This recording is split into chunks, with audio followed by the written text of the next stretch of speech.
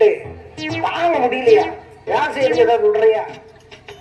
டேய் முத்து, நீ மட்டும் பீடி பிடிக்கிற? நான் எதோ நான் கேட்டேனா? என்ன இன்னைக்கு அதிகமாக தேங்காய் உரிச்சிருக்கிற போல இருக்க? ஆமாய்யா, அப்படிதான் தேங்காய் அதிகமாக உரிப்பேன். நான் இன்னும் மாதிரி என்ன கெடுப்பேன்னா பாடி பள்ளியல்ல ஜிம் பாடியா, சரியா? உன்னால அவ்வளோதான் உரிக்க முடியும். டேய் முத்து, ஓவராக பேசுற. டைம் ஆயிடுச்சு, கிளம்பு. இதோ இந்த வீடுதான் முத்து சாந்தியின் வீடு. டேய் மதி, இன்னைக்கு உங்க அப்பா வரட்டும்டா. தினமும் உங்க அப்பா குடிச்சிட்டு தான்டா வர்றாரு.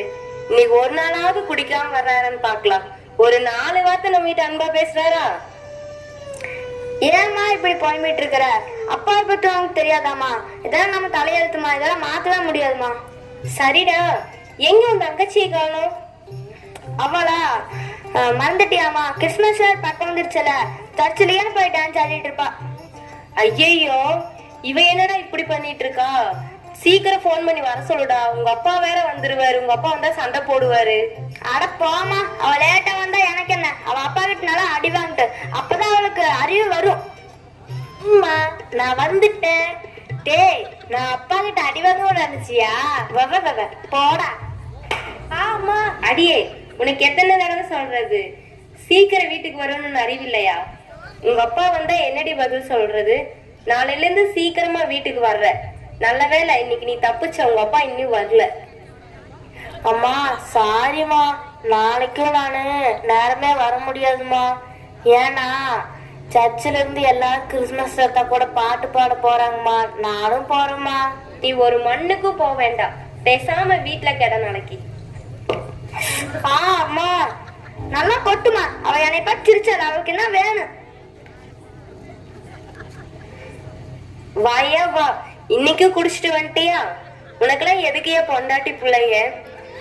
ஒரு நாளாவது குடிக்காம ஒழுக்கமா வர்றையா? ஒரு 4 வார்த்தை அன்பா பேசுறியா பிள்ளைகிட்ட? நீ எல்லாம் ஒரு புருஷனா? சீ. அமைதிக்கு பெயர் தான் சாந்தி. உனக்கெல்லாம் உங்க அப்பா எப்படி சாந்தின்னு பேர் வச்சா? அமைதியா இருக்கிறவங்களுக்கு தான் அது வைப்பான். என்ன கேட்ட? நீ எல்லாம் ஒரு புருஷனாவா? நீ எல்லாம் வேலை கட்டுக்கு வந்து பாரு. வேலை செஞ்சு செஞ்சு கையெல்லாம் பாரு எப்படி இருக்குன்னு. வலிக்குதுடி, வலிக்குது. அந்த வலியெல்லாம் உனக்கு தெரியாது. அந்த வலியை மறக்க தான் நான் குடிக்கிறேன். இந்த உனக்கு தேவை பணம். இந்தா, நான் எப்படி வந்தா உனக்கு என்ன? உன் வேலையை மட்டும் பாரு. ஏங்க சாப்பிட்டு படுங்க. சாப்பிடாம படுத்தா வயிறுலாம் புண்ணாயிரும். ஏசப்பா, எங்க வீட்டுல சண்டையே வரக்கூடாது ஏசப்பா. எங்க வீட்டுல எல்லாம் சந்தோஷமா ஏசப்பா போலயே மாறணும். மறுநாள் காலை வேளையிலே, ஏமா சாந்தி, டைம் ஆச்சுமா வேலைக்கு. டக்குன்னு சாப்பாடு கொண்டு வா, கிளம்பணும். இதா வர்றேன். என்னதான் அவசரமோ செஞ்சு எல்லாம் ரெடி பண்ணி எடுத்துட்டு வர வேண்டாமா? இந்தாங்க புடிங்க. இன்னைக்காவது குடிக்காம ஒழுக்கமா வீட்டுக்கு வாங்க. ஏமா சாந்தி, நீ சொல்றது என்னைக்குமா நான் கேட்காம இருந்திருக்கிறேன். நான் குடிக்காம போறேன். பாய். நான் சொல்றத நீங்க அப்படியே கேட்டுட்டாலும் இதுல பாய் வேற. கிளம்புங்க கிளம்புங்க. இவளுக்கு தெரியல விஷயம். நம்ம குடிச்சிட்டு தான் அடுத்த வேலைக்கே போக போறோம்.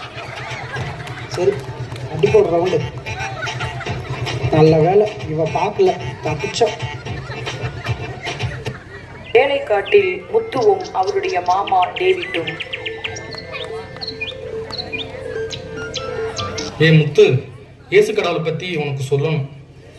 ஐயோ மாமா, என்ன இயேசு கடவுளா? அட போயா. வந்தமா, தேங்காய் உரிச்சமா, டக்குன்னு வீட்டுக்கு கிளம்பணுமா, போற வழியிலே 2 பெக்க போட்டோமான்னு இல்லாம ஏசுவான் காசுவான். போயா. முத்து, நான் சொல்றது கொஞ்சம் கேளப்பா. என் பொண்டாட்டிக்கு திடீர்னு நல்லா இல்லாமல் போயிடுச்சு. அப்போ என்ன பண்றதுன்னே தெரியல. இயேசு கோயிலுக்கு தான் போனோம். இயேசு கடவுள் நல்லா பண்ணி விட்டாரு. அதே மாதிரி எனக்கு உடம்பு சரியில்லாமல் போயிடுச்சு. நானும் இயேசு கோயிலுக்கு போனேன், எனக்கு ரெடி ஆயிடுச்சு. குடும்பமாக சர்ச்சுக்கு போகிறோம். இப்போ சந்தோஷமா இருக்கிறேன்ப்பா. ஐயோ மாமா, அதுக்கு இப்போ என்னையா பண்ண சொல்றதுக்கு? இல்லைப்பா முத்து, இந்த உலகத்துலேயே கொஞ்ச நாள் தான் வாழ போகிறோம்.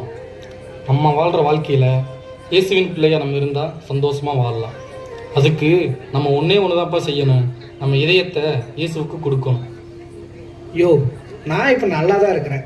என் குடும்பத்தில் என் மொண்டாட்டி பிள்ளைங்க நல்லா தான் இருக்கிறாங்க.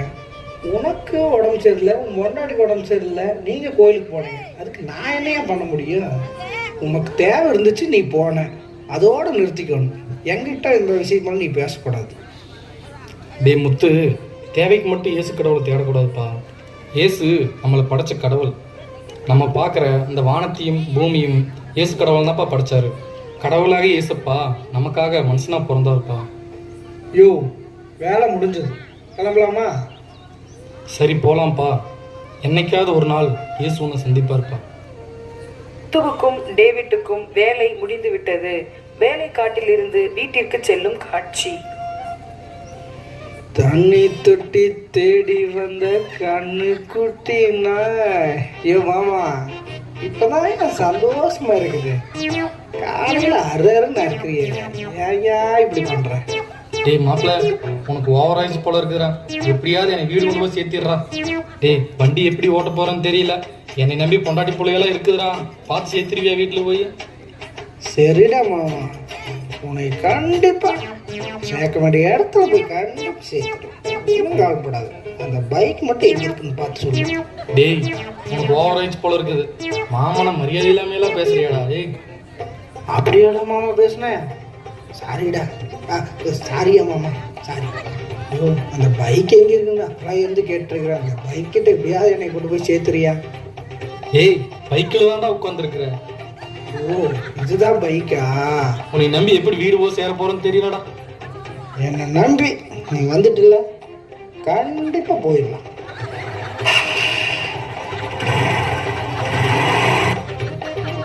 முத்து ஃபுல் போதையோடு வீட்டிற்கு வருகிறார். இதோ முத்துவின் வீடு. டே மதி, உன் தங்கச்சியை போய் கூட்டிட்டு வாடா சர்ச்சில இருந்து. அவ இன்னையும் காண பாரு. உங்க அப்பா வேற வந்துருவாரு இப்போ. அட போமா, அவ கிறிஸ்மஸ் தாத்தா கூட பாட்டு பாட போயிருப்பா. அவ எந்த தெருல இருப்பான்னு எனக்கு எப்படி தெரியும்? அவ அப்பா கிட்ட நல்லா அடி வாங்கி சாப்பிட்டு. என்னடா இது, நம்ம வீடு தானா? இன்னும் முன்னாடி ஒரு மரம் இருந்துச்சு, அதையும் காணா. அப்படியே சாந்தி. ஓ, இது நம்ம வீடு தானா? தம்பி, சாப்பிட்டியாப்பா? சரி, பாப்பா இங்க. சாந்தி, இங்க பாப்பாவை காணா. ஐயோ, காலையில உங்ககிட்ட என்ன சொல்லி விட்டேன்? குடிக்க மாட்டேன்னு சொல்லிட்டு போனேன். நீ ஒழுக்கமா இருந்தாதானே உன் புள்ள ஒழுக்கமா இருக்கும். என்னடி சொன்ன? ஐயோ, என்னையே அடிக்கிற? போ, அம்மா அடிக்காதப்பா. அவளாப்பா அம்மா சொல்ற பேச்சு கேட்காம சர்ச்சுக்கு போறாப்பா. பா, இதான் வந்துட்டாப்பா. என்ன தைரியமா இருந்தா நீ லேட்டா வருவ. உனக்கு பயம் விட்டு போச்சு. உங்க அம்மா நீ வரலன்னு கேட்டதுக்கு அவ ஓவரா பேசுறான். உங்களுக்கெல்லாம் பயம் விட்டு தான் போச்சு. தம்பி, எடா அந்த பெல்ட்டை. இதோ எடுத்தானப்பா. அப்பா வேணாப்பா, வேணாப்பா, வலிக்கும்பா, வேணாப்பா. அப்பா வேணாப்பா, வேணாப்பா. அப்பா வேணாப்பா, வேணாப்பா, வலிக்குப்பா. அடிக்காதப்பா, அடிக்காதப்பா, வேணாப்பா, வேணாப்பா. அப்பா வேணாப்பா, ப்ளீஸ்ப்பா, வேணாப்பா, வேணாப்பா. அப்பா வேணாப்பா. அம்மா சொல்லுமா. ஐயோ, விடியா, பொம்பளை பிள்ளை போய் இப்படி அடிச்சுட்டு இருக்கிறீங்க. அவ நீ போக மாட்டா, நான் பாத்துக்கிறேன், விட்டுருங்க. எங்கேயாவது அவன் போனா எல்லாத்துக்கும் இந்த பெல்ட்ல தான் அடி. ஏசப்பா, ஏசப்பா, நாளைக்கு நான் கிறிஸ்மஸ் தாத்தா கூட பாட்டு பார்க்க சர்ச்சுக்கு போனேன் ஏசப்பா. எங்க அப்பா எதுவும் சொல்லக்கூடாது ஏசப்பா. ஆமீன். சில நாட்களுக்கு பிறகு. மா மா மா அம்மா அம்மா அம்மா. சி, ஒரு வேலை பார்க்க விடுறியா? அம்மா அம்மான்னு தொணன்னு. என்னடி வேணும் உனக்கு இப்போ? மா, நான் சர்ச்சுக்கு போகணுமா. 2 நாளைக்கு முன்னாடி தானே உங்க அப்பாட்ட பெல்ட் அடி வாங்கினேன். உங்க அப்பா போக கூடாதுன்னு சொல்லிக்கிறாருல, பேசாம வீட்டுல இரு. மா, அப்பா வரக்குள்ள நான் சீக்கிரம் வந்துடுறேம்மா. ப்ளீஸ்மா, ப்ளீஸ்மா. இப்ப போய் நீ என்னத்த செய்ய போற? அப்படி என்ன உனக்கு சர்ச்சில்? அம்மா, கிறிஸ்மஸ்ல டான்ஸுக்கு சேர்ந்துருக்கேன், நாடகத்துக்கு சேர்ந்துருக்கிறேன். போகலைன்னா என் பேரை தூக்கிடுவாங்கம்மா. இண்டி, அடி வாங்கினாலும் உனக்கு புத்தியே வரமாட்டேங்குது. சரி, உங்க அப்பா வரக்குள்ள போயிட்டு சீக்கிரம் வந்துடுறியா? அம்மா, ரொம்ப தேங்க்ஸ்மா. நான் போயிட்டு சீக்கிரம் வந்துடுறேன். பாய். போடி போ. இன்னைக்கு அப்பா வருவோம். உனக்கு இன்னைக்கு அடி இருக்குது.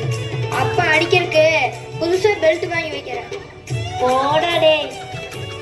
இப்படியாக முத்துவின் மகள் மாலதி தனக்கு என்ன நேர்ந்தாலும் சர்ச்சுக்கு போவதை நிறுத்தவே இல்லை. ஏசப்பா மேல வச்சிருக்கிற அன்பையும் நம்பிக்கையும் வளர்த்துக்கிட்டே இருந்தா. சர்ச்சுக்கு போகும்போதெல்லாம் தன் அப்பாவுக்காக வழக்கமா ஜெபிச்சுக்கிட்டே இருந்தா. இப்படி முத்துவின் குடும்பம் அப்படி இப்படி குடிச்சிட்டு இருந்தாலும் நன்றாக அவங்க குடும்ப வாழ்க்கை போய்கொண்டு இருந்தது. மாலதி கிறிஸ்துமஸ் கலை நிகழ்ச்சிகள்ல ஒவ்வொரு வருஷமும் பங்கு பெறுவது அவளுக்கு வழக்கமா இருந்துச்சு. அதை பார்க்கறதுக்காக முத்து தன் குடும்பத்தோட ஒவ்வொரு வருஷமும் தன் மகளுடைய நடனத்தையும் நாடகத்துல நடிக்கிறதையும் ரசிக்கிறதுக்காக சர்ச்சுக்கு போவாரு. இப்போ கிறிஸ்மஸ், அதனால குடும்பமா தன் மகளுடைய கலை நிகழ்ச்சியை பார்க்கறதுக்காக ஆலயத்துக்கு குடும்பமா செல்ல கிளம்பிக்கிட்டு இருக்காங்க. ஏங்க, என்ன இன்னைக்கு கிளம்பாம இருக்கிறீங்க? இன்னைக்கு கிறிஸ்துமஸ் நிகழ்ச்சியில நம்ம பிள்ளை இருக்குது. நீங்க இன்னைக்கு கிளம்பவே இல்லை. சீக்கிரம் வாங்க, நம்ம பிள்ளையோட நிகழ்ச்சி முடிய போகுது.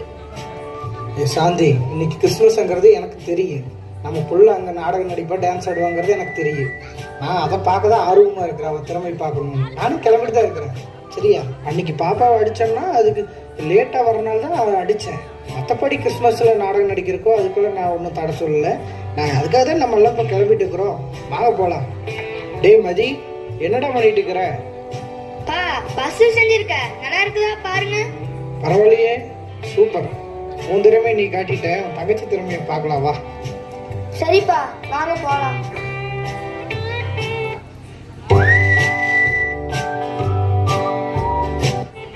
டே முத்து, வாப்பா வாப்பா, குடும்பமா வந்துக்கிறியே, ரொம்ப சந்தோஷமா இருக்கு.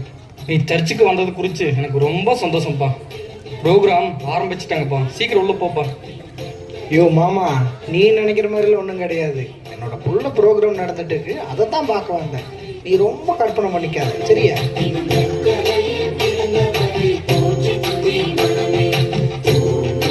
இந்த கிறிஸ்துமஸ் நிகழ்ச்சிக்கு வந்திருக்கிற அனைவரையும் ஆண்டவராகிய இயேசு கிறிஸ்துவின் நாமத்தினாலே உங்களை வாழ்த்தி வரவேற்கிறோம்.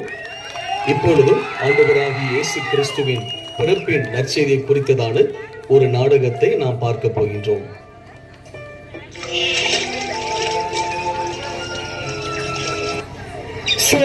அப்பாடி, தண்ணி எடுக்க எவ்வளவு தூரம் வர வேண்டியது இருக்குது. எலிசபெத் அக்கா மாடி போயிட்டு இருக்குது. எலிசபெத் அக்கா, கொஞ்சம் பொறுங்க, நானும் வரேன். என்ன எஸ்தர், நல்லா இருக்கிறியா? நல்லா இருக்கேன்க்கா. எலிசபெத் அக்கா, உங்களை பார்த்து ரொம்ப நாளாச்சு. நீங்க நல்லா இருக்கீங்களா? நானும் கர்த்தருடைய கிருபையினால நல்லா இருக்கேன் எஸ்தர். சரிக்கா, உங்க வீட்டுக்காரர் சகரியா நல்லா இருக்காரா? வீட்டுலதான் இருக்காரா? எஸ்தர், என் வீட்டுக்காரரும் கர்த்தருடைய கிருபையினால நல்லா இருக்காரு. எஸ்தர், தேவாலயத்துல தூபம் காட்டுகிற சீட்டு என் கணவர் பேருக்கு விழுந்திருக்கு. அதனால என் கணவர் சகரியா தேவாலயத்துக்கு ஊழியம் செய்யறதுக்காக போயிருக்காரு. அப்படியாக்கா? சரிக்கா. அக்கா, நான் உங்ககிட்ட ஒன்று கேட்கறேன், தப்பா நினைச்சுக்க மாட்டீங்கல்ல? சொல்லு எஸ்தர். அக்கா, நீங்களும் உங்க கணவரும் கர்த்தருக்கு முன்னாடி பரிசுத்தமா நடக்கிறீங்கக்கா.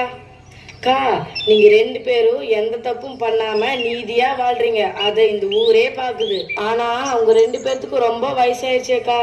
அந்த கர்த்தர் உங்களுக்கு ஒரு குழந்தைங்க கூட தரலையே. உங்களுக்கு கஷ்டமாவே இல்லையாக்கா? எஸ்தர், நீ சொல்றது இந்த ஊர் மக்கள் பார்வைக்கு வேணும்னா சரியா இருக்கலாம். எஸ்தர், நான் சொல்றத கொஞ்சம் கவனமா கேக்குறியா? நானும் என் கணவரும் தேவனுக்கு பயந்து குற்றம் இல்லாம நீதியா வாழ்றது எதுக்குன்னு தெரியுமா? எங்களுக்கு கடவுள் குழந்தை தருவார்னு சொல்லி நாங்க கடவுளுக்கு பயந்து வாழல. நம்மளை படைச்ச கர்த்தர் பரிசுத்தர். ஆகையால அவருடைய பிள்ளைகளாகிய நாமும் பரிசுத்தமா வாழணும்னு கர்த்தர் சொல்லியிருக்காரு. அதனாலதான் நாங்க கர்த்தருடைய வார்த்தைக்கு கீழ்ப்படிஞ்சு பரிசுத்தமா வாழ்றோம். கர்த்தருக்கு கீழ்ப்படிஞ்சு வாழ்ந்தா நம்மளுக்கு என்னக்கா கிடைக்க போகுது? எஸ்தர், கர்த்தருக்கு கீழ்ப்படிஞ்சு வாழ்ந்தா என்ன கிடைக்குன்னு கேக்குற?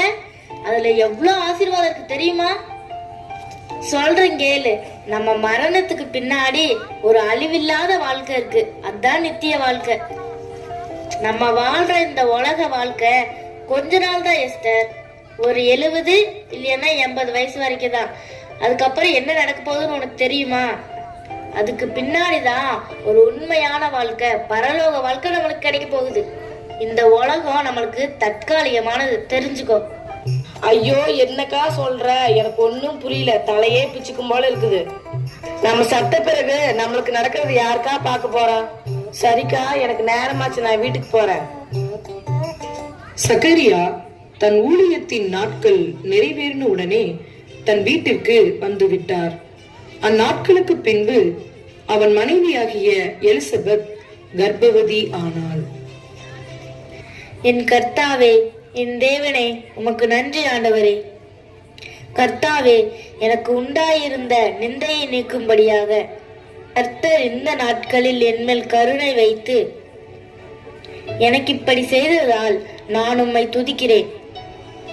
கர்த்தாவே, என் கணவர் ஊழியத்தை நிறைவேற்றுவதற்காக ஆலயத்திற்கு வந்தபோது காபிரியேல் தேவதூதன் மூலமாக தீர்க்க தரிசனமாய் சொன்னது போல வயது சென்ற நிலையில் எங்கள் கர்ப்பத்தை ஆசீர்வதித்து கர்ப்பத்தின் கனியை கொடுத்ததற்காக உம்மை துதிக்கிறேன். சகரியா வயது சென்ற கிழவனாய் இருந்தார். அவருடைய மனைவி எலிசபெத்தும் வயது சென்றவளாய் இருந்தாள்.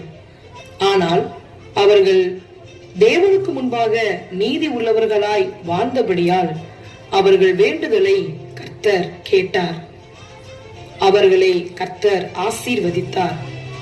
இதனால் எலிசபெத் 5 மாதம் தன்னை மறைத்து வெளிப்படாது இருந்தாள். 6 மாதங்களுக்கு பிறகு எலிசபெத் கர்ப்பவதியாகி 6ஆம் மாதத்திலே காபிரியேல் என்னும் தூதன் கலிலேயாவில் உள்ள நாசரேத் என்னும் ஊரில் தாவீதின் வம்சத்தானாகிய யோசேப்பு என்கிற நாமமுள்ள புருஷனுக்கு நியமிக்கப்பட்டிருந்த ஒரு கன்னிகையின் இடத்திற்கு தேவனாலே அனுப்பப்பட்டான்.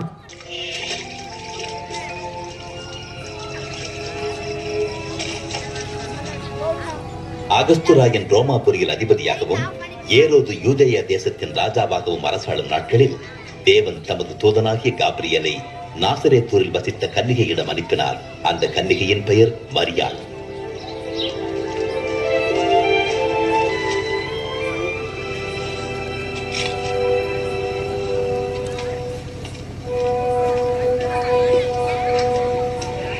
மரியாளே, பயப்படாது. நீ தேவனிடத்தில் கிருபை பெற்றாய். நீ கர்ப்பவதியாகி ஒரு குமாரனை பெறுவாய். அவருக்கு இயேசு என்று பெயரிடுவாயாக. இது எப்படியாகும்? நான் ஒரு கன்னிகை. பரிசுத்த ஆவி உன்மேல் வரும். ஆதலால் உன்னிடத்தில் பிறக்கும் பரிசுத்தமுள்ள பிள்ளை உன்னதமான தேவனுடைய குமாரன் எனப்படுவார். அவருடைய ராஜ்யத்திற்கு முடிவிராது. மரியாள் யூதேயாவில் உள்ள தன் சொந்தக்காரியான எலிசபெத்தை சந்திக்க சென்றாள். அவளும் அற்புதமாக கர்ப்பவதியாயிருந்தாள். எலிசபெத், மரியாளே, எனதருமை மரியாளே, ஸ்திரீகளுக்குள்ளே நீ ஆசிர்வதிக்கப்பட்டவள்.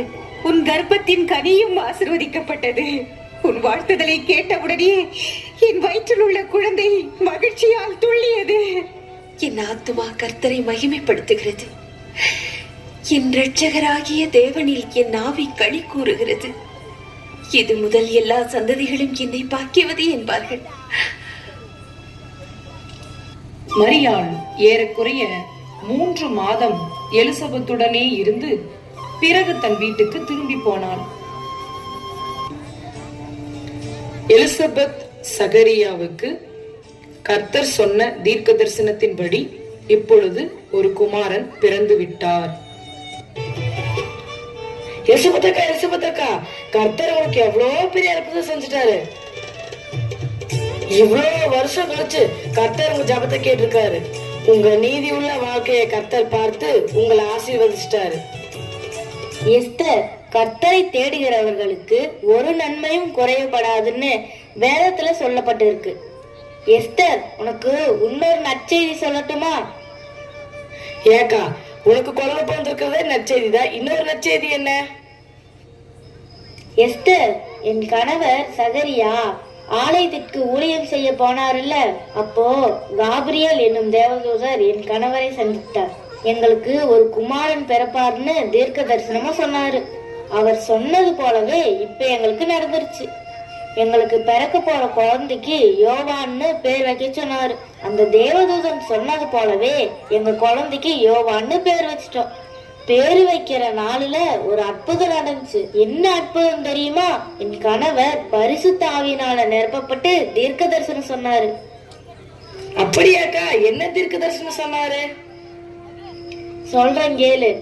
நம்ம எல்லாத்தையும் காப்பாத்தற்கு ரட்சிக்கருக்கு ஒரு குமாரன் பிறக்க போறாராமா. அவர்தான் ஆண்டவராயி இயேசு கிறிஸ்து. இதத்தான் தீர்க்க தரிசனமா சொன்னாரு. இதற்கு அடையாளமா எனக்கு ஒரு அற்புதம் நடந்துச்சு. சொல்றேன் கேளு. நான் 6 மாசமா கர்ப்பமா இருக்கும்போது என் ஆண்டவருடைய தாயார் என் வீட்டுக்கு வந்தாங்க. அவங்க பேரு மரியாள். எனக்கு கர்ப்பத்தின் கனியை கர்த்தர் கொடுத்த பிறகு நான் 5 மாசம் வெளியவே வரல, யாருக்குமே தெரியாது. ஆனா தேவதூதன் மரியாள் கிட்ட போய் நான் கர்ப்பமா இருக்கிறேன்னு சொல்லியிருக்காரு. எனக்கும் என் கணவருக்கும் மட்டுமே தெரியப்பட்ட இந்த ரகசியம் தேவதூதன் மூலமா மரியாளுக்கும் சொல்லப்பட்டிருக்கு. எவ்வளவு ஆச்சரியமா இருக்குல்ல தேவனோட வழி நடத்துதல். உலக ரட்சகர் இயேசு கிறிஸ்துவை பெற்றெடுக்கும் கன்னிப்பெண் மரியாள் என் வீட்டுக்கு வந்தது எவ்வளவு ஆச்சரியம். என்னக்கா சொல்ற? எனக்கு ஒண்ணுமே புரியல.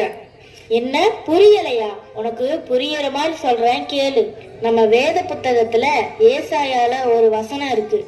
நமக்கு ஒரு பாலகன் பிறந்தார், நமக்கு ஒரு குமாரன் கொடுக்கப்பட்டார், கர்த்தத்துவம் அவர் தோளின் மேல் இருக்கும், அவர் நாமம் அதிசயமானவர், ஆலோசனை கர்த்தா, வல்லமையுள்ள தேவன், நித்திய பிதா, சமாதான பிரபு எனப்படும் என்ற வேத வார்த்தை தீர்க்க தரிசனமா எழுதப்பட்டிருக்கு. படிச்சிருக்கியா?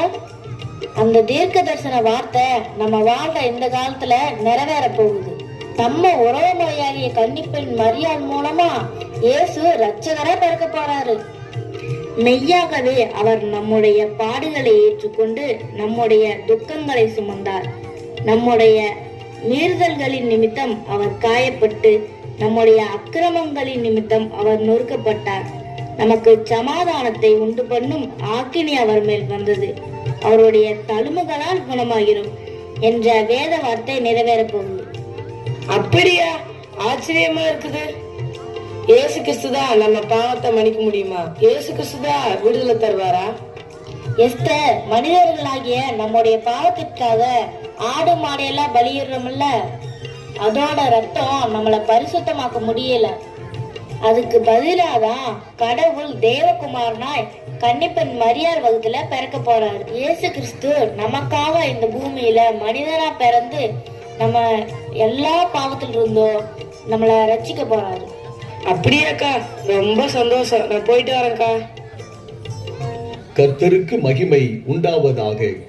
இவ்வளவு நேரம் நீங்கள் பார்த்த இந்த நாடகத்தில் இயேசு கிறிஸ்து 2000 வருடங்களுக்கு முன்னாடி எப்படி இந்த பூமியில் மனிதனாய் பிறந்தார் என்று பார்த்தீர்கள்.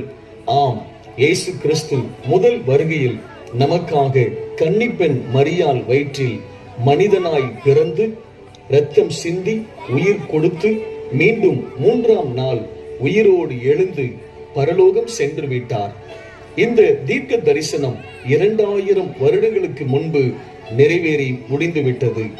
நம்முடைய பாவங்களுக்காக இயேசு தன் மீது தண்டனையை ஏற்றுக்கொண்டார். இப்பொழுது யாரெல்லாம் இயேசு கிறிஸ்துவை தங்கள் இருதயத்தில் விசுவாசித்து என் பாவங்களை இயேசுவின் இரத்தம் மன்னித்து விட்டது என நம்புகிறார்களோ அவர்கள் எல்லாரும் கடவுள் இயேசுவின் பிள்ளைகளாய் மாறுகிறார்கள். மேலும் ஒரு நற்செய்தியை உங்களுக்கு அறிவிக்கவா? இயேசு கிறிஸ்து இப்பொழுது நாம் வாழும் இந்த காலத்தில்தான் இதோ நாம் பார்க்கிற இந்த வானத்தின் மத்தியிலே கோடி கோடி தேவதூதர்களோடு மீண்டும் வரப்போகிறார். யாரெல்லாம் ஏசப்பாவை ஏற்றுக்கொண்டு பரிசுத்த வாழ்க்கை வாழ்ந்து இயேசுவின் 2ஆம் ரகசிய வருகைக்கு காத்திருக்கிறார்களோ அவர்கள் எல்லாரையும் ஏசப்பா இந்த பூமியில் இருந்து அழைத்து சென்று ஏசப்பா இருக்கும் பரலோகத்தில் ஏசப்பாவோடு கூட நம்மை வாழ வைக்க போகிறார். ஆமென்.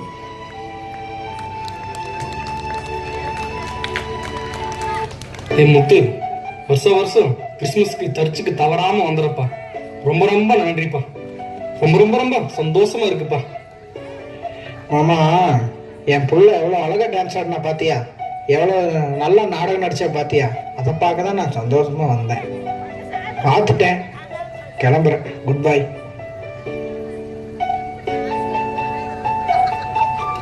சில நாட்களுக்கு பிறகு முத்துவின் வீடு.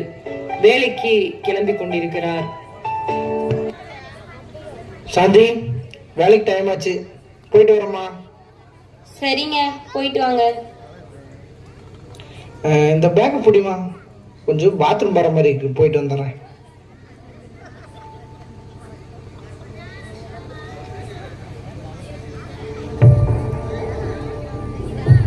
என்னங்க, என்னாச்சு? போகும்போது நல்லா தான் நடந்து போனீங்க, வரும்போது சோர்வா வர்றீங்க, என்னாச்சு? ஒன்றும் இல்லை சாந்தி, 2-3 நாளா சரியா யூரின் போக மாட்டேது. அப்பப்போ வயிறு வலிக்குது, அதான், வேற ஒன்றும் இல்லை. தெரியும், நான் சொல்லிட்டே இருக்கிறேன்ல குடிக்காதன்னு. அதனாலதான் இப்படி இருக்கும். அதை ஃபர்ஸ்ட் நிப்பாட்டுங்க, எல்லாம் சரியாயிரும். இப்போ ஒன்றும் இல்லை, வேலைக்கு கிளம்புங்க. சரி, நான் வேலைக்கு போயிட்டு வரேன். ஒரு சில நாட்களுக்கு பிறகு. ஏங்க, காலையில இருந்து எழுப்பிட்டே இருக்கிறேன், எந்திரிக்கவும் மாட்டேங்கிறீங்க. என்னாச்சு உங்களுக்கு? ஏன் இப்படி போத்து படுத்துட்டே இருக்கிறீங்க? காய்ச்சல் எதுவும் அடிக்குதா உங்களுக்கு? சாந்தி, ஒன்றும் முடியலம்மா. நான் அன்னைக்கே சொன்னேன்ல, வயிறு வலிச்சுட்டே இருக்குதுமா, யூரின் விட்டு வருதுமா, ஃப்ரீயாகவே போக மாட்டேங்குது. இன்னைக்கெல்லாம் என்னால் வேலைக்கு போகவே முடியாது, ரொம்ப வலிக்குதுமா, என்னால் முடியல. என்னங்க அடிக்கடி இப்படியே சொல்லிட்டு இருக்கிறீங்க? சரி, எந்திரிச்சு கிளம்புங்க, சீக்கிரம் ஹாஸ்பிட்டல் போயிட்டு வந்துடலாம். பொள்ளாச்சி ஜிஹெச் போயிட்டு வரலாம். சரிம்மா, ஹாஸ்பிட்டலுக்கு போயிட்டு வந்துடலாம்.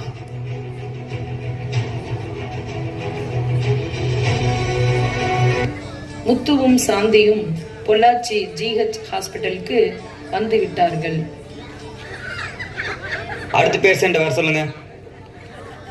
உட்காருங்க ஐயா. சரிங்க. உங்களுக்கு என்ன பிரச்சனை சொல்லுங்க. டாக்டர், ஒரு வாரமாகவே எனக்கு வயிறு ரொம்ப வலிக்குது டாக்டர். யூரின் விட்டு வருதுங்க டாக்டர். இன்னைக்கு இன்னுமே முடியலைங்க டாக்டர், அதனால தான் இன்னைக்கு ஹாஸ்பிட்டல் வந்துட்டோம். அப்படியாப்பா? யூரின் விட்டு வருதா? யூரின் போகிற பாதையில் ஏதாவது அடைப்பு இருந்தாலும் இருக்கலாம். இப்போதைக்கு டேப்லெட் எழுதி தரேன், சாப்பிடுங்க. ஒரு வாரம் கழிச்சு வாங்க. அதுக்கப்புறம் சரியாகலைன்னா ஸ்கேன் பண்ணி பார்க்கலாம். அப்படியாங்க டாக்டர்? சரிங்க டாக்டர், எழுதி கொடுங்க டாக்டர். ரொம்ப வலிக்குது டாக்டர், வேலைக்கே போக முடியல. இந்த மாத்திரை சாப்பிட்டா வலி இல்லாமல் இருக்குங்களா?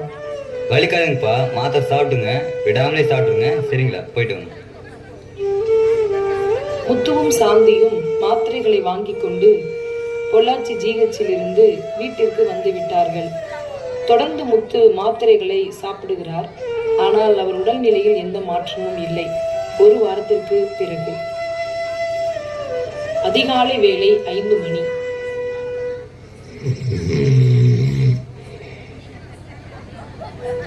சாந்தி, சாந்தி, ஏ சாந்தி,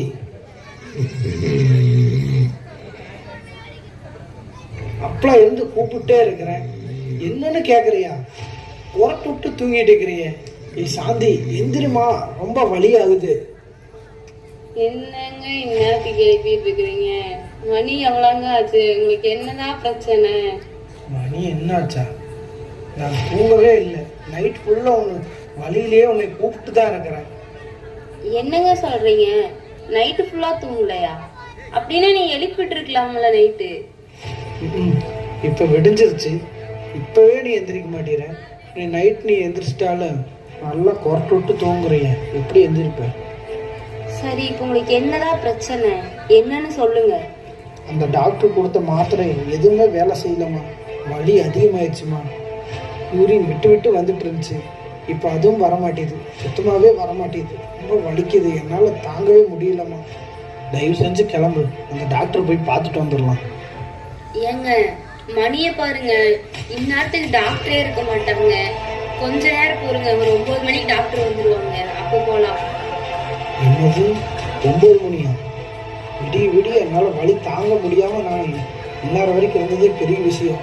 எனக்கு வலி தாங்க முடியல. டாக்டர் இருக்காங்களோ இல்லையோ, நான் உடனே ஹாஸ்பிட்டல் போகணும். சாந்தி போகலாம். ஐயோ, உங்களுக்கு சொன்னாலும் புரிய மாட்டேங்குது. டாக்டரே இருக்க மாட்டாங்க. சரி, எனக்கு என்ன, கிளம்புங்க போகலாம். முத்துவுக்கு வலி தாங்க முடியாததால் ஹாஸ்பிட்டலுக்கு வருகிறார்கள். இப்பொழுது பொள்ளாச்சி ஜிஹெச்சில் பார்க்கலாம். ஏங்க, நான் வீட்லயே சொன்னேன்ல 5 மணிக்கு வந்தது. மணி பாருங்க 9 ஆயிடுச்சு. டாக்டரே இனி வரல. இதைத்தான் நான் வீட்லயே சொன்னேன். நீங்க எங்க கேக்குறீங்க? ஏங்க அங்க பாருங்க, உங்களை பார்த்த டாக்டர் வந்துட்டாரு. வாங்க சீக்கிரம் போலாம். வந்துட்டாரா? ஆமா வாமா போகலாம். வலி தாங்க முடியல. டாக்டர் டாக்டர், காலையில் 5 மணிலேருந்து உங்களுக்காக தான் டாக்டர் காத்துக்கிட்டு இருக்கிறேன். வலி தாங்க முடியலைங்க டாக்டர். என்னப்பா ஆச்சு? மாத்திரையெல்லாம் சாப்பிட்டியா? மாத்திரையெல்லாம் கரெக்டாக சாப்பிட்டேங்க டாக்டர். கொஞ்சம் கொஞ்சம் வந்துட்டு இருந்த யூரின் இப்போ சுத்தமாக வரமாட்டேதுங்க டாக்டர். ரொம்ப வயிறு வலி தாங்கவே முடியலைங்க டாக்டர். ஆமாப்பா, உன் கை காலால வீங்கிடுச்சு, ரொம்ப சீரியஸ் ஆயிடுச்சுன்னு நினைக்கிறேன். டாக்டர் ஏதாச்சும் பண்ணுங்க டாக்டர், என் வயிறை வெடிச்சிரும் போல இருக்குது டாக்டர். வலி தாங்க முடியல டாக்டர், ஏதாவது ஒன்று பண்ணுங்க டாக்டர். உனக்கு ரொம்ப மோசமாயிடுச்சுப்பா. இங்கே பார்க்க உனக்கு வசதி இல்லை. நான் உனக்கு கோயம்புத்தூர் ஜிஹெச்சுக்கு தரேன், நீ அங்கே போய் பார்த்துக்கோ. டாக்டர் இந்த கோயம்புத்தூர் போகிற வரைக்கும் தாங்குமான்னு தெரியல டாக்டர். எனக்கு வயிறு ரொம்ப வலிக்குது. அந்த யூரின் எப்படியாவது எடுத்துருங்க டாக்டர். அதான் நான் சொல்கிறேன்லப்பா, உனக்கு இங்கே எந்த வசதியும் இல்லை. நீ கோயம்புத்தூருக்கு உடனடியே கிளம்பிப்போ. நர்ஸ், இவங்கள உடனடியே கோயம்புத்தூருக்கு ஆம்புலன்ஸ் வச்சு அனுப்பிவிடுங்க. முத்துவின் நிலை மிகவும் மோசமாகிவிட்டது. அவருக்கு வலி தாங்க முடியவில்லை. ஆனால் பொள்ளாச்சி ஜிஹெச்சில் அதற்கான வசதி வாய்ப்புகள் இல்லாததால் ட்ரீட்மெண்ட் அங்கு கொடுக்க முடியவில்லை. ஆகையால் கோயம்புத்தூர் ஜிஹெச்சுக்கு ஆம்புலன்ஸில் புறப்படுகிறார்கள்.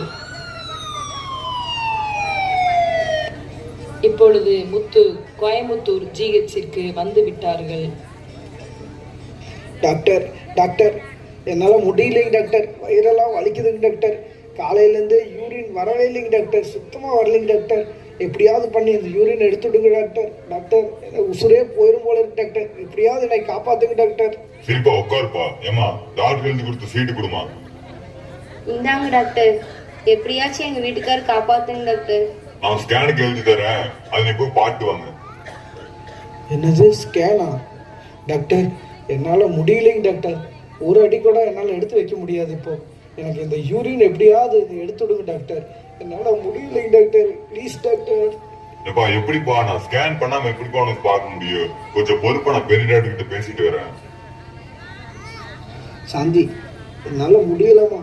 இந்த டாக்டர் வேற யாரோ கூட ஃபோன் பேசிட்டே இருக்கிறேன். அப்படி நான் செத்துருவோம் போல. இந்த டாக்டர் டக்குன்னு கூப்பிடுமா. ஐயோ, ஏங்க இப்படி எல்லாம் பேசிட்டு இருக்கிறீங்க? இருங்க, நான் போய் டாக்டர் கூட்டிட்டு வர்றேன்.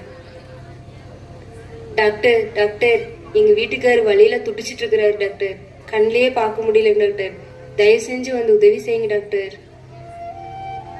ஏமா, அவருக்காக தான் பெரிய டாக்டர் கிட்ட பேசிட்டு இருக்கிறேன், கொஞ்சம் பொறுமா. இந்த சாந்தி என்னதான் பண்றா? டாக்டர் என்னதான் சொல்றாரு? என்னால முடியல. டாக்டர் காலையாவது போய் விழுந்துட வேண்டியதுதான். டாக்டர் என்னை எப்படியாவது காப்பாத்துறீங்க டாக்டர். வலி தாங்க முடியல டாக்டர். ஏப்பா காலில் விழுகிற? எந்திரிப்பா எந்திரிப்பா. ஏமா அவர் தூக்குமா? ஐயோ டாக்டர், என்னால முடியல டாக்டர். ஏதாவது ஒரு ஊசி போட்டு என்னை கொன்னுருங்க டாக்டர். என்னால சுத்தமா முடியல டாக்டர். சரி பண்ணிப்பா, அந்த பெட்ல படுப்ப, நான் வரேன். டாக்டர் முத்துவிடம் செல்கிறார். அவருக்கு தேவையான சிகிச்சை கொடுக்கப்படுகிறது. முதலாவது அவர் வயிற்றில் உள்ள எல்லா கழிவு நீரையும் வெளியே எடுக்கிறார்கள். வயிற்றில் ஓட்டை போட்டு அந்த கழிவு நீர் எடுக்கப்படுகிறது. இப்பொழுது வயிற்றில் ஓட்டை போட்டு வயிற்றின் வழியாக யூரின் வெளியேறும்படி யூரின் டியூப் போடப்பட்டுள்ளது.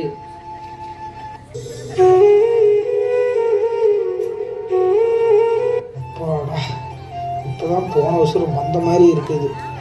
சாந்தி, இந்த யூரின் வயிற்றுலேருந்து எடுத்ததுக்கு அப்புறம்தான் இப்போதான் நிம்மதியாக இருக்குதுப்பா.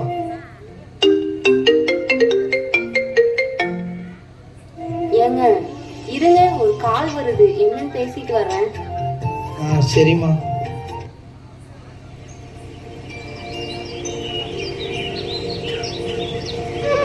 என்னம்மா ஏன் சோகமா வர்றேன்?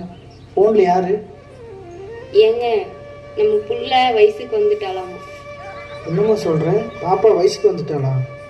என்னம்மா பண்ணுறது, நம்ம வேற இங்கே இருக்கிறோம். சரிங்க, என்ன பண்றது, நம்ம தான் போய் பார்க்கணும் பாப்பாவை. டாக்டர்கிட்ட சொல்லிட்டு நம்ம வேணா கிளம்பலாம். சரிம்மா வாமா, இந்த டாக்டரை போய் பார்க்கலாம்.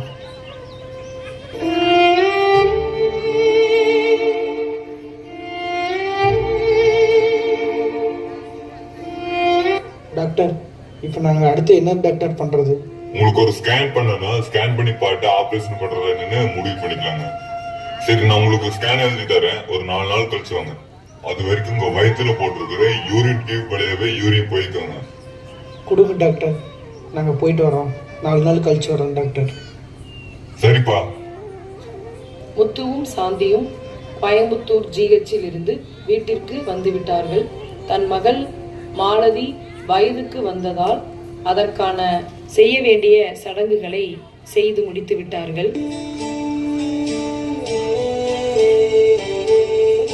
இப்பொழுது 3 நாட்கள் முடிந்துவிட்டது. டாக்டர் சொன்னபடி மறுபடியும் கோயம்புத்தூர் ஜிஹெச்சிற்கு வருகிறார்கள். அங்கு ஸ்கேன் செய்ய ஆயத்தப்படுகிறார்கள். ஸ்கேன் பண்ணி முடித்து விட்டார்கள். இப்பொழுது டாக்டரை பார்க்கிறார்கள். ஐயோ, ஸ்கேன் ரிப்போர்ட்ல இப்படி இருக்குது. என்ன டாக்டர் ஆச்சு? ஏப்பா, உனக்கு ஆபரேஷனால பண்ணவே முடியாதுப்பா, வாய்ப்பே இல்லை. நீ காலத்துக்கும் ஆயுசுக்கும் வயிற்று வழியாவே யூரின் டியூப் வச்சு யூரின் போய்க்கோ. என்ன டாக்டர் சொல்றீங்க?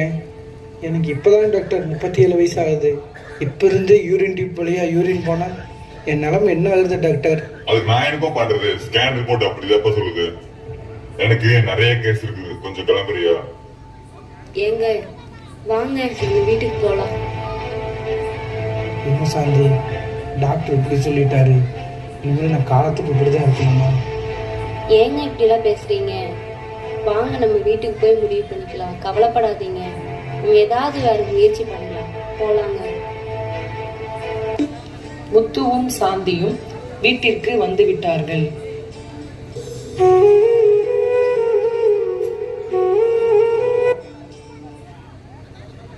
ஏங்க, ஹாஸ்பிட்டல்ல இருந்து வந்ததுல இருந்து இப்படியே இருக்கிறீங்க, வெளியவும் வர மாட்டேங்கிறீங்க.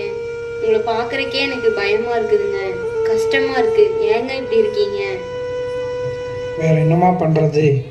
அந்த டாக்டர் சொன்னது நீயும் கேட்டில்ல, இனிமேல் எல்லாருக்கும் யூரின் போற மாதிரி எனக்கு இயற்கை யூரின் போகாது. இந்த வயிற்றுக்குள்ள இருக்கிற யூரின் டியூப் வழியா தான் போகுது.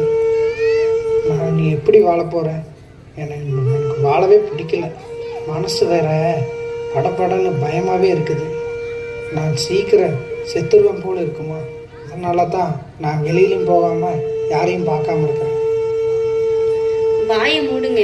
எப்ப பார்த்தாலும் செத்துருவன்னு இப்படியே பேசிட்டு இருக்கிறீங்க. உங்களை நம்பி நானும் குழந்தைகளும் இருக்கிறோம்ல, தெரியலையா? என்ன வாயை மூட்டு சொல்றேன்? என் வாழ்க்கை நீ இப்படிதான் இருக்கும், நான் இப்படிதான் இருப்பேன். என்ன எதுக்கு நம்புறீங்க? என்ன எல்லாம் யாரும் நம்பி இருக்காதீங்க. நீ உங்க அப்பா வீட்டுக்கு போயிரு, பிள்ளைகளை கூப்பிட்டு வேற கல்யாணம் பண்ணிக்கோ. இன்னுமே எனக்கு யாருமே பிடிக்கல, உங்களை பார்க்கவே எனக்கு பிடிக்கல. எனக்கு கொஞ்ச நாள் தனியா விடுங்க. ஏங்க இப்படி எல்லாம் பேசிட்டு இருக்கிறீங்க? வேற கல்யாணம் முடிச்சுக்க சொல்றீங்க. உங்க நிலம் இப்படியே இருக்க போகுதுன்னு நினைக்கிறீங்களா? நிச்சயமா நம்ம வாழ்க்கையில ஒரு மாற்றம் வருங்க, நம்பிக்கை வைங்க. எப்படி மாறும்? நீயே சொல்லு, எப்படி மாறும்? என் நிலைமை எப்படி மோசமா இருக்கு? எல்லா டாக்டரும் முடியாதுன்ட்டாங்க. அதுக்கப்புறம் எப்படி என் நிலைமை மாறும்? சொல்லு சாந்தி.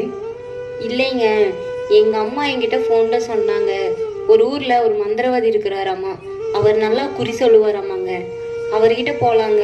அவர்கிட்ட போனா நம்ம வாழ்க்கை கண்டிப்பா மாறுங்க. என்னது, உங்க அம்மா அந்த மந்திரவாதி கிட்ட போக சொன்னாங்களா? ஏ சாந்தி, எனக்கு இந்த மூட நம்பிக்கையெல்லாம் பிடிக்காதுன்னு தெரியுமல்ல உனக்கு. அது மேல எல்லாம் எனக்கு கொஞ்சம் கூட நம்பிக்கையே கிடையாது. நீங்க நம்புறீங்களோ இல்லையோங்க, எனக்கு அது மேல நம்பிக்கை இருக்குது. நீங்க எனக்காக ஒரு டைம் அங்க வாங்க. சரி, இவ்வளவு தூரம் சொல்றேன், உனக்காண்டி வர்றேன். சரி, போலாம்.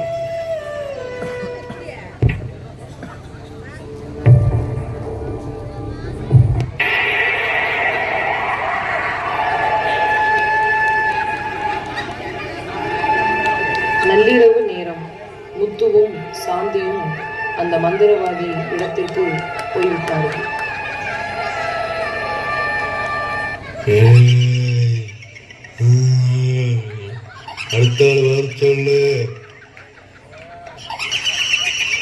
சாந்தி, இவனை பார்த்தாலே ஒரு மாதிரியா இருக்கு. இவன் போலி மந்திரவாதி மாதிரி இருக்கான். மாமா போயிடலாம். ஏங்க இவ்வளோ தூரம் வந்துட்டு திரும்பி போகலான்னு சொல்றீங்க? எனக்காக வர்றேன்னு சொன்னீங்கல்ல, வாங்க அந்த மந்திரவாதி பார்த்துட்டே போயிடலாம். அவரை பார்த்துட்டு போனா கண்டிப்பா ஏதாவது நல்லது நடக்கும். ஏய் உட்கார், நீயும் உட்கார், 2 பேரும் உட்காருங்க. ஐயா, எங்க வீட்டுக்காருக்கு உடம்பு சரியில்லை. உங்க வீட்டுக்காருக்கு நல்லாயிருமான்னு குறிப்பாத்து சொல்லுங்கய்யா. இருக்கு, உங்ககிட்ட ஒண்ணு இருக்கு. கண்டுபிடிச்சிட்டா, கண்டுபிடிச்சிட்டேன். நீ கஞ்சா குடிக்கிறதானே? சாந்தி, நான் போலி மந்திரவாதி நான் சொன்னேன்ல, அப்பவே நான் என்னைக்காவது கஞ்சா குடிச்சிருக்கேன்னா? என்னடி முறைக்கிறேன்? அப்போ அவன் சொல்றது நம்புறியா நீ? ஏய், அங்க என்ன முடங்கு? ஐயோ, நான் ஒன்றும் முடங்கலை. நான் இதுவரை கஞ்சாவே குடிச்சது இல்லையா? ஏய், நீ சாராயம் குடிக்கிறா? ஆமாம், எனக்கு நிறைய பிரச்சனை இருக்கு, நான் குடிக்கிறேன். ஐயா, என் வீட்டுக்காரர் குடிப்பாருன்னு அது இதுன்னு சொல்லாம ஏதாவது ஒரு நல்ல வழி சொல்லுங்க ஐயா. உங்க வீட்டுக்காரருக்கு சீக்கிரம் ரெடி ஆகிறதுக்கு ஏதாவது ஒரு வழி சொல்லுங்க ஐயா. சரிம்மா, நாளைக்கு நீங்க ஒரு இடத்துக்கு போவீங்க. இந்த இடத்துல உங்க வீட்டுக்காருக்கு நல்லது நடக்கு. சந்தோஷமா போயிட்டு வாங்க. ரொம்ப நன்றிங்க ஐயா, நாங்க போயிட்டு வரோம். ஏங்க, உண்மையிலே இந்த மந்திரவாதி நல்ல மந்திரவாதிங்க. நான் வரும்போதே நினைச்சிட்டு இருந்தேங்க நாளைக்கு ஒரு ஹாஸ்பிட்டல் போகலான்னு. இங்க வந்து பார்த்தா அந்த மந்திரவாதி அதையே தான் சொன்னாருங்க. நாளைக்கு ஒரு இடத்துக்கு போவோம், நல்லது நடக்குன்னு சொன்னாங்கல்லங்க. நம்ம நாளைக்கு அந்த ஹாஸ்பிட்டல் போனா கண்டிப்பா நல்லது நடக்குங்க. எனக்கு ஒரு நல்ல நம்பிக்கை வந்துருச்சுங்க. என்னத்தான் நம்பிக்கை வந்திருக்கு? உனக்கு தான் நம்பிக்கை வந்திருக்கு. எனக்கு கொஞ்சம் கூட நம்பிக்கையே இல்லை. சரி, போலாம்.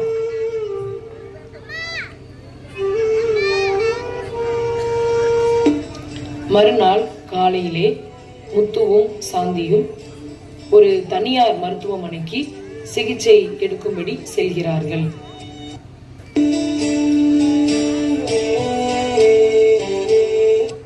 டாக்டர், உள்ள வரலாங்களா? Yes, come in. உட்காருங்கம்மா. சார் உட்காருங்க. சொல்லுங்க, என்ன பிரச்சனை? சார், எங்க வீட்டுக்காருக்கு உடம்பு சரியில்லைங்க. இதெல்லாம் ஜிஹெச்ல பார்த்து ரிப்போர்ட்டுங்க. கொடுங்கம்மா.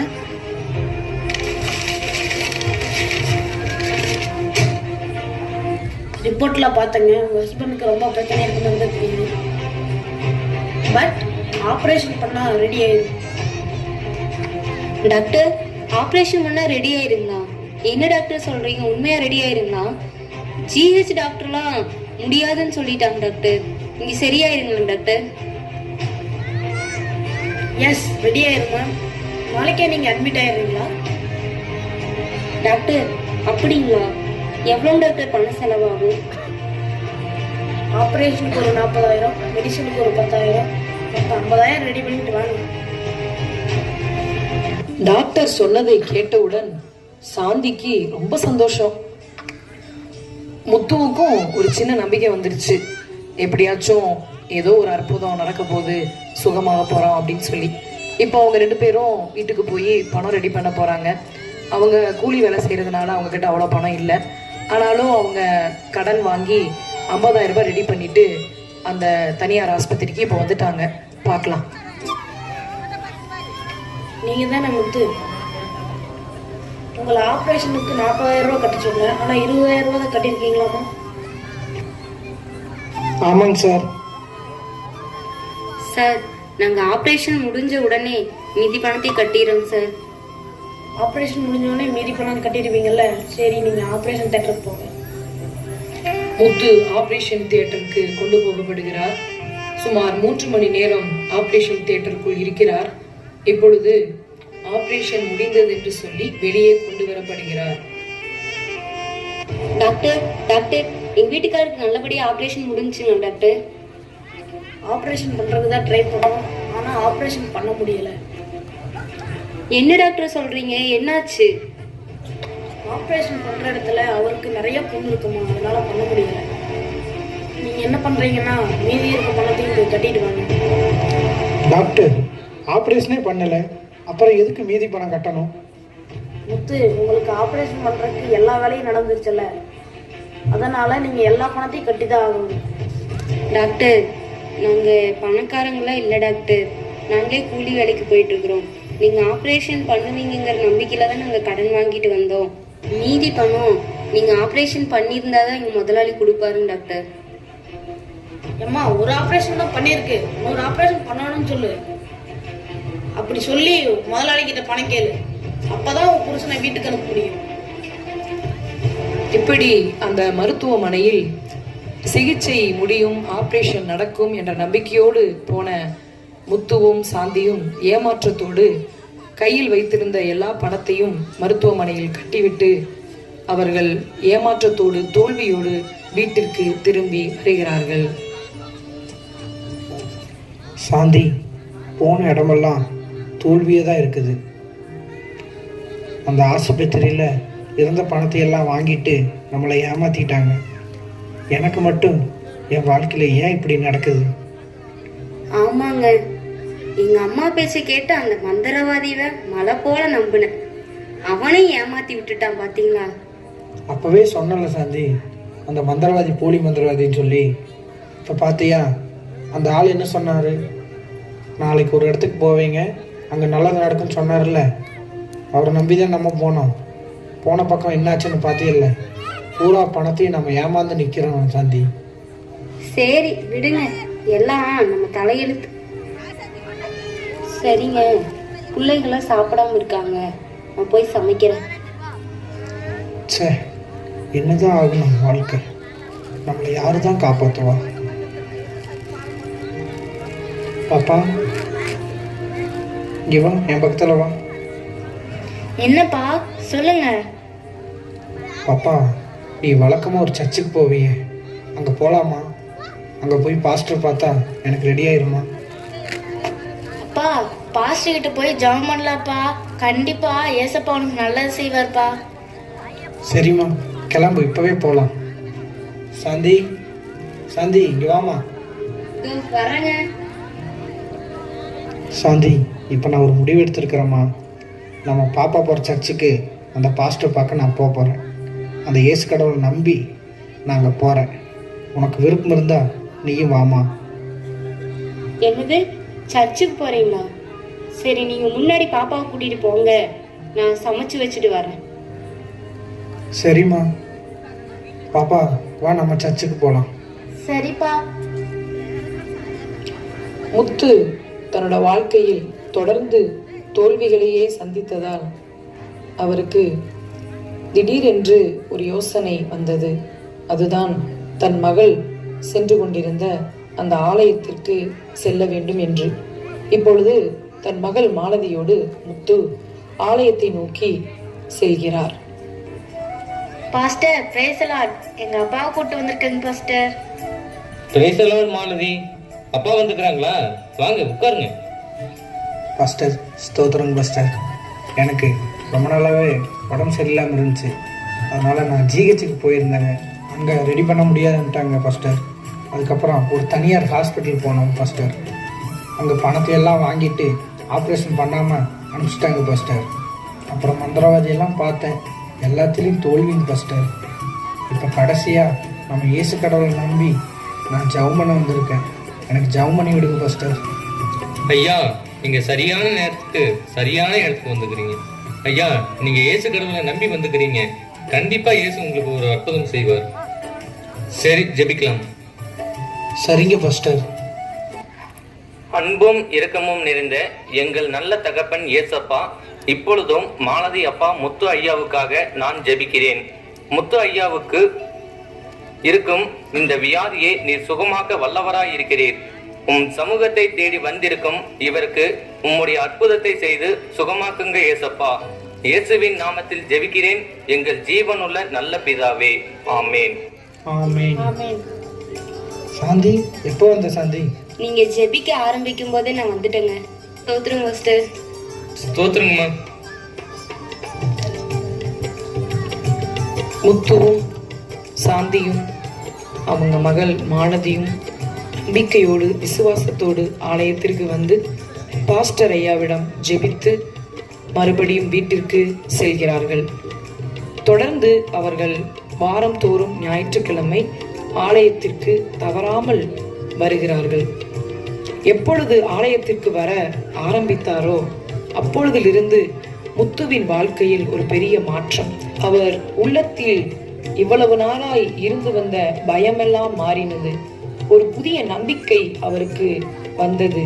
இயேசு கடவுள் நிச்சயமாய் தன்னை சுகமாக்குவார் என்ற விசுவாசம் வளர ஆரம்பித்தது. ஒவ்வொரு வாரமும் ஞாயிற்றுக்கிழமை ஆண்டவர் இயேசப்பாவை பாடி துதித்து தேவனை ஆராதித்தார். வயிற்றில் கட்டப்பட்டிருந்த அந்த யூரின் பேக் இருப்பதையே மறந்தார். இப்படியே நாட்கள் கடந்தன. ஒரு மாதத்திற்கு பிறகு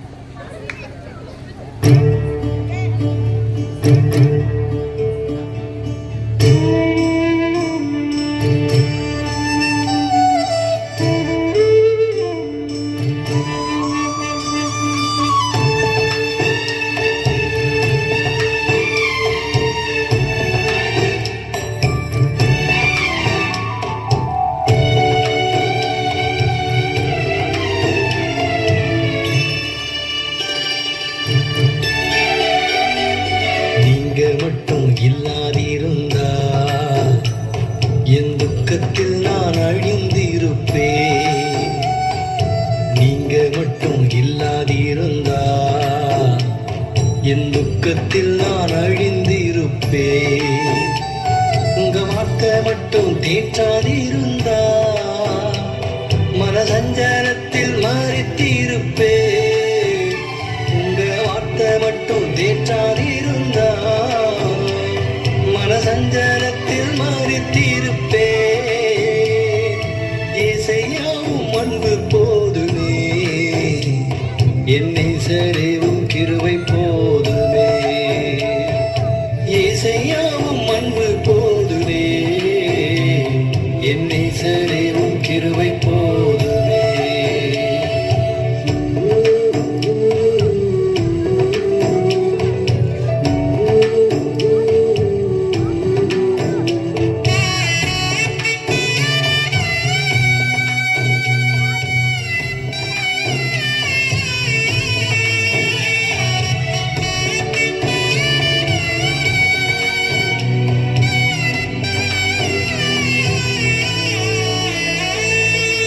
தண்ணீர்கள் மத்தியில் நடந்த போது மூழ்காமல் காத்ததும் கிருபையப்பா. தண்ணீர்கள் மத்தியில் நடந்த போது மூழ்காமல் காத்ததும் கிருபையப்பா. அக்கினியில் நடந்த போது, கடுமக்கினியில் நடந்த போது என்னை மீட்டதும் கிருபையப்பா. கிருபையப்பா. நீங்க மட்டும் இல்லாதிருந்தா என் துக்கத்தில் நான் அழிந்திருப்பேன். உங்க வார்த்தை மட்டும் தேற்றாதிருந்தா மனசஞ்சலத்தில் மறித்திருப்பேன். இசையாவும் அன்பு போதுமே, என்னை சரிவும் கிருபை போதுமே. இசையாவும் அன்பு போதுமே, என்னை சரிவும் கிருபை போதுமே.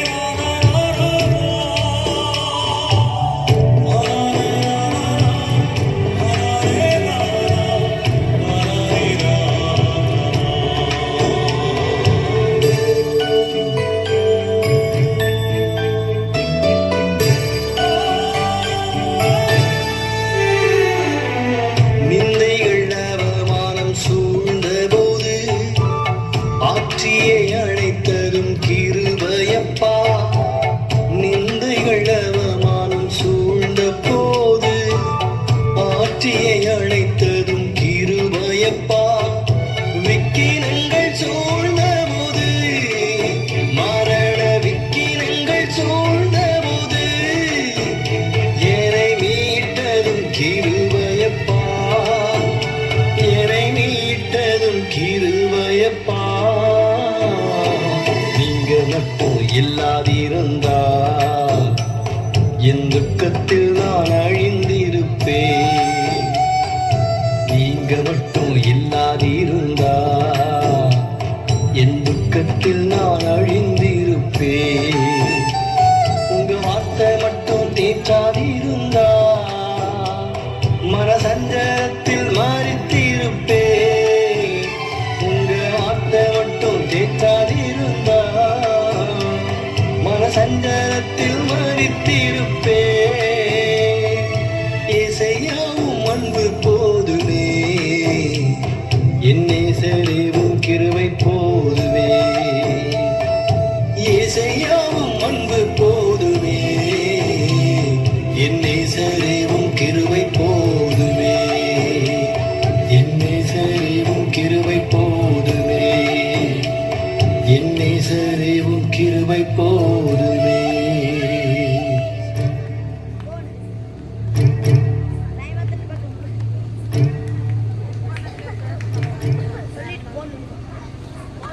ஏங்க ஏங்க நான் வேலைக்கு போற இடத்துல அந்த ராஜா சார் ஒரு ஹாஸ்பிட்டல் சொன்னாரு. எனக்கு ஏதோ அவர் சொல்றத பார்த்தா ஏசப்பா தான் நம்மளை வழி நடத்துற மாதிரி தெரியுதுங்க. நம்ம இப்ப சர்ச்சுக்கெல்லாம் போறோம்ல, அதனால நம்பிக்கையோட அந்த ஆஸ்பத்திரிக்கு போவோங்க. ஏசப்பா நம்மளுக்கு உதவி செய்வாரு. ராஜா சார சொன்னாரு. சரிம்மா, நம்ம ஜெபம் பண்ணிட்டு போலாம். ஏ மாலதி, அப்பாவையும் அம்மாவையும் எங்க காணோம்? டேய், அப்பாவும் அம்மாவும் ராஜ் சார் ஒரு ஹாஸ்பிட்டல் சொல்லியிருக்காரு, அங்க போயிருக்காங்க. டேய், நானும் அப்பா அம்மா எல்லாம் ஆலயத்துக்கு போறோம், நீ மட்டும் ஏன்டா வர மாட்டேங்கிற? அந்த ஏசப்பாவை அப்பாவுக்கு சுகமாக்க சொல்லு, அப்ப நான் சர்ச்சுக்கு வரேன். டேய், கண்டிப்பா ஏசப்பா அப்பாவை சுகமாக்கிடுவாரு, அப்ப நீ வந்துருவிய சர்ச்சுக்கு? சரி சரி, சுகமாக்க வரான்னு பாப்போம்.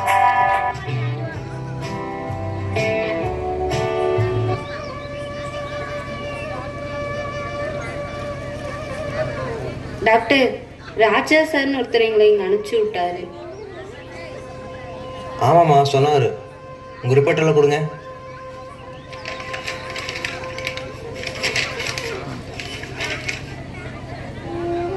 ஃபஸ்ட்டு ஜிஹெச் போயிருக்கீங்க, அப்புறம் வேறு ஏதாவது ஹாஸ்பிட்டல் போயிருப்பீங்களாட்டிருக்கு? ஆமாங்க டாக்டர், ஜிஹெச்லாம் போனேன் டாக்டர். அங்கே டாக்டர்லாம் முடியாதுன்னு சொல்லிட்டாங்க. அப்புறம் இங்கே பொள்ளாச்சி ஒரு தனியார் டாக்டரை பார்த்தேங்க டாக்டர். அங்கே ஆப்ரேஷன்லாம் பண்ணலான்னு சொல்லி பணமெல்லாம் கட்டணும் டாக்டர். ஆனால் பண்ண முடியாதுன்னு கடைசியில் சொல்லிட்டாங்க. இப்போது கடைசியாக உங்களை தேடி வந்திருக்கேங்க டாக்டர். நீங்கள் தான் ஏதாவது உதவி செய்யணும் டாக்டர். ஆப்ரேஷன் பண்ணிக்கலாமா? பிளாஸ்டிக் சர்ஜரி பண்ணிக்கலாமா? பிளாஸ்டிக் சர்ஜரியா? வேணாங்க டாக்டர். அப்போது ஓப்பன் சர்ஜரி பண்ணிடலாமா? அப்படி பண்ணால் நல்லாயிருமா டாக்டர்? நல்லா இருப்பா. உங்ககிட்ட காப்பி டாக்டர் இருக்கா? இருக்குங்க டாக்டர். அப்போனா நீங்கள் பாதி பணம் கட்டினா போதுமா? மீதி பணத்தை காப்பி டாக்டர் மூலமாக வாங்கிடலாம். ரொம்ப சந்தோஷம் டாக்டர். எனக்கு ரெடி ஆயிருமாங்க டாக்டர்? கண்டிப்பாக நல்லா இருப்பா, நம்பிக்கையோடு இருங்க. சரிங்க டாக்டர், ரொம்ப நன்றிங்க டாக்டர். முத்துவும் சாந்தியும் மிகுந்த சந்தோஷத்தோடு அவர்கள் அந்த மருத்துவமனையிலிருந்து வீட்டிற்கு வந்து அவர்கள் சொன்ன அந்த பணத்தை ஆயத்தம் செய்து ஹாஸ்பிட்டல் வந்து அட்மிட் ஆகிவிட்டார்கள். இப்பொழுது ஆபரேஷன் தியேட்டரில் முத்து இருக்கிறார். இப்பொழுது அவருக்கு ஆபரேஷன் நடந்து கொண்டிருக்கிறது. சுமார் 9 மணி நேரம் ஆபரேஷன் நடந்து கொண்டிருக்கிறது. இப்பொழுது ஆபரேஷன் முடிந்து விட்டது. இப்பொழுது முத்து ஆபரேஷன் தியேட்டரிலிருந்து வெளியே கொண்டு வரப்படுகிறார். முத்து மயக்க நிலையில் இருக்கிறார். முத்துவின் மனைவி சாந்தி டாக்டரிடம் சென்று ஆபரேஷன் பற்றி விசாரிக்கிறார். டாக்டர் டாக்டர், ஆபரேஷன் நல்லபடியா முடிஞ்சுங்களா டாக்டர்? எங்க வீட்டுக்கார் எப்படி இருக்கிறாரு சொல்லுங்க டாக்டர். ஆப்ரேஷன் சக்ஸஸ்மா. நீங்கள் கும்பிட்ட கடவுள் உங்களை காப்பாற்றிட்டாருமா. உங்கள் வீட்டுக்காரர் கொஞ்சம் மயக்கத்தில் இருக்காரு. கொஞ்ச நேரம் கழிச்சு மயக்கம் தெரிஞ்சிடும், நீங்கள் போய் பார்க்கலாம். ரொம்ப நன்றிங்க டாக்டர். ஃபர்ஸ்ட் நீங்க காலையில இருந்து என் கணவருக்காக ஜெபம் பண்ணிட்டே இருந்தீங்க. என் கணவருக்கு இப்போ ஆப்ரேஷன் முடிஞ்சிருச்சுங்க டாக்டர். நானும் ஏசப்பாட்ட ஜெபம் பண்ணிட்டே இருந்தேன் பாஸ்டர். என் கணவரும் நம்பினாரு. ஏசப்பா அற்புதம் செஞ்சுட்டாருங்க பாஸ்டர். டாக்டர் ஆப்ரேஷன் சக்சஸாக முடிஞ்சிருச்சுன்னு சொல்லிட்டாருங்க பாஸ்டர். ஏசப்பா ரொம்ப நல்லவருங்க பாஸ்டர். என் கணவரை ஏசப்பா காப்பாத்திட்டாருங்க பாஸ்டர். ரொம்ப சந்தோஷமா. நம்ம வணங்குற ஆண்டவர் இயேசு ஒரு பொழுதும் யாரையுமே கைவிட மாட்டாருமா. சரிங்கம்மா, வாங்க, நான் ஐயாவுக்காக ஜெபம் பண்ணிட்டு வீட்டுக்கு கிளம்புறேங்கம்மா. முத்துவும் சாந்தியும் ஆண்டவராக இயேசு கிறிஸ்துவை நம்பி விசுவாசத்தோடு மருத்துவமனைக்கு சென்றார்கள். ஆபரேஷன் மிகுந்த ஆசீர்வாதமாய் நடந்து முடிந்தது. இப்பொழுது மிகுந்த சந்தோஷமாய் வீட்டிற்கு திரும்பி வருகிறார்கள். புது வாழ்வு தந்தவரே, புது துவக்கம் தந்தவரே, புது வாழ்வு தந்தவரே, புது துவக்கம் தந்தவரே, நன்றி உமக்கு நன்றி முழு மனதுடன் சொல்லுகிறோம். நன்றி உமக்கு நன்றி மன நிறைவுடன் சொல்லுகின்றோம். நன்றி உமக்கு நன்றி முழு மனதுடன் சொல்லுகிறோம். நன்றி உமக்கு நன்றி முழு நிறைவுடன் சொல்லுகின்றோம். ஆண்டவரே ஏசப்பா, நான் உடம்பு வியாதியோட ரொம்ப பலவீனமா ரொம்ப முடியாம உங்க ஆலயத்துக்கு நான் வந்தேன். என்னை உங்களை நம்பினதுக்கு என்னை கைவிடலை. புது பலத்தை கொடுத்து புது வாழ்வை கொடுத்து எனக்கு புது வாழ்க்கையும் கொடுத்துருக்கீங்க. ஆண்டவரே உங்களுக்கு கோடான கோடி நன்றி ஏசப்பா, கோடான கோடி நன்றி. ஆண்டவரே ஏசப்பா, என் கணவனுக்கு ரொம்ப யூரின் பிரச்சனையாக இருந்துச்சு சாமி. அதுலேருந்து பரிபூர்ண சுகத்தை கொடுத்துறீங்களே, அதுக்காக நன்றி ஏசப்பா. ஏசப்பா, எங்கள் அப்பாவுக்கு எவ்வளோ பெரிய வியாதியில இருந்து சுகமாக்குனீங்களே, அற்புதம் செஞ்சீங்களே ஏசப்பா, கொடான கொடி நன்றி ஆண்டவரே. இயேசுவின் நாமத்தில் ஜெபிக்கிறோம் எங்கள் ஜீவனுள்ள நல்ல பிதாவே, ஆமென். என்னங்க எல்லாரும் இப்படி பாக்குறீங்க? இவ்வளவு நேரம் பார்த்த முத்துவும் சாந்தியும் எங்க வேற தேடுறீங்க? உண்மையாகவே இந்த கதையில பார்த்த முத்து என்ற கதாபாத்திரம் வேறு யாரும் இல்லைங்க, நம்ம ஊரு சகோதரர் முருகன் தான். சாந்தி என்ற கதாபாத்திரமும் வேறு யாரும் இல்லை, சகோதரர் முருகன் மனைவி காவேரி தான். அதனாலதான் முருகன் காவேரி குடும்பம் நன்றி சொல்லி ஏசப்பா கிட்ட ஜெபம் பண்ணாங்க. பாத்தீங்களா மக்களே, கர்த்தராகிய இயேசுவை நம்பி முழு மனதோடு தேடின முருகன் ஐயா வாழ்க்கையில ஏசப்பா எவ்வளவு பெரிய அற்புதம் செய்து ஜீவனுள்ள சாட்சியா குடும்பமா வாழ வைத்திருக்கிறார். சகோதரர் முருகன் வாழ்க்கையில அற்புதம் செய்த ஏசப்பா உங்க வாழ்க்கையிலும் அற்புதம் செய்வார். நீங்களும் உங்க இருதயத்துல ஏசப்பாவை முழு மனதோட நம்புங்கள். ஏசப்பா உங்கள் அனைவரையும் ஆசீர்வதிப்பார். நன்றி.